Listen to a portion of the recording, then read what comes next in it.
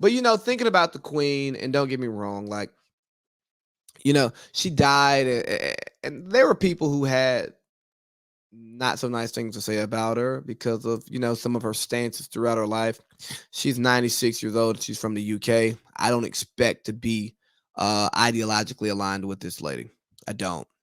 I expect that if I went through the track record of her stances, I'd be appalled by some, I'd be sickened by some, and based on what happened with Meghan Markle when she married into the family, it let me know how I should feel about the royal family. Maybe I should stop calling them the royal family. That family over there in that country that I don't really care about, right? The country that we beat in war.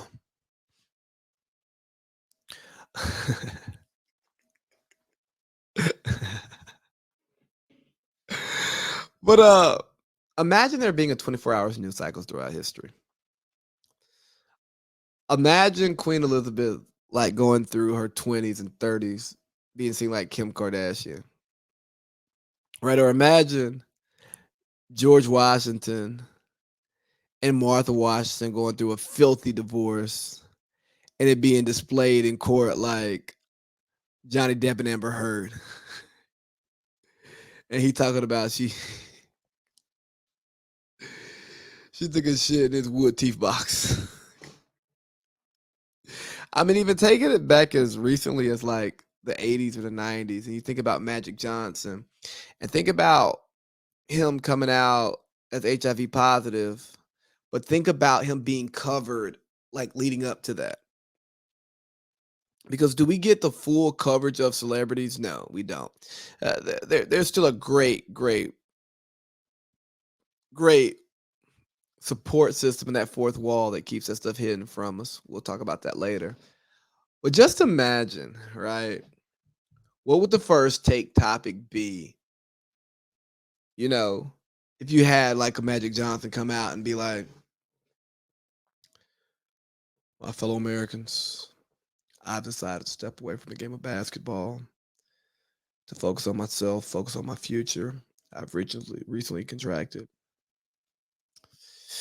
HIV, and I'm just going to work on myself and my family. Imagine first take the next day. Imagine Undisputed. Imagine CNN. I wasn't even alive to live that, but just imagine how that was covered. I mean, think about Manti Te'o. That was what 10 years ago.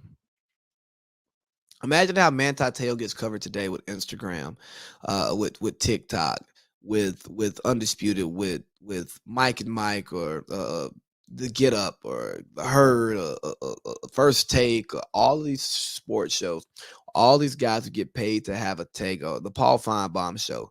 You might get Paul Feinbaum to talk football outside of the SEC, right? Imagine that.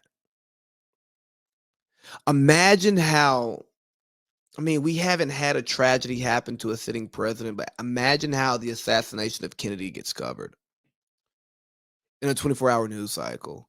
Imagine the mobster or the OG mobster coming out and going on some random podcast or going on Instagram Live to talk about it.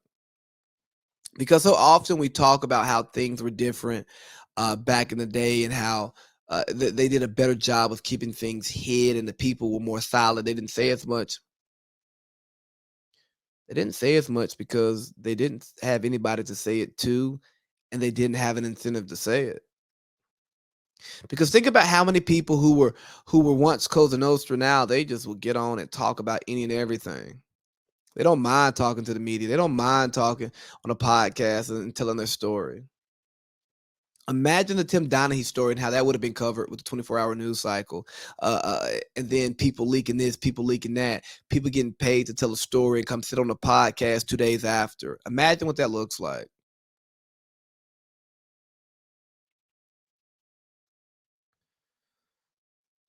And the reason why that didn't exist because people just didn't need to know everything and there wasn't as much money in it. And as much as we think that we know We don't really know much. We know what we're told, we know what we're given, and every now and then certain stuff comes out and it's super informative to the people. And I'm not sure how important it is because I don't know how we remember the greats of our generation moving forward because of the 24-hour news cycle. Because we are hardly allowed to have personal lives and private stances. But just think about what life would have been like with a 24-hour news cycle and the different in the different ways that your history book would be written, the different ways that you would read articles, the different ways that you would do research because of the information that you would have. And would you characterize people for the good things that they did while knowing the not so good things that they may have done? I don't know. Just a thought exercise. We'll find out in the future. I think that we'll finally drop our moral standards for people in the limelight. We will start to view those people as peers and equals who just have different opportunities and different passions than we do, instead of deifying them like we do the Queen, like we do Beyonce, like we do Jay-Z, like we do Cardi B, Megan Thee Stallion, like we do our entertainers and our political figures. But I also think that it erodes trust with those institutions because for so long it had been fed to us that we're supposed to believe in this, right? We're supposed to believe that these people are better than us. They're at a higher plane than we are. So we can't be there because we can't or have not shown the discipline to function the way that these individuals do. And then when we realize, put the man put his pants on just like I do. He's flawed just like I am. What do I believe?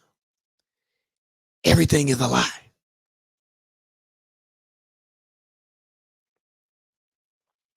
I'm confused here also, sorry. Just a side note. Watching Sports Center and they're talking about Aaron Judge and his home runs and they're saying Chase and Maris.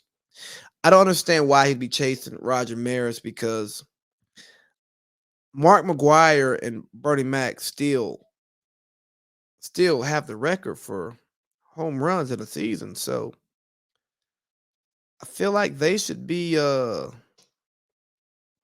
chasing them. Baseball coach. But anyways,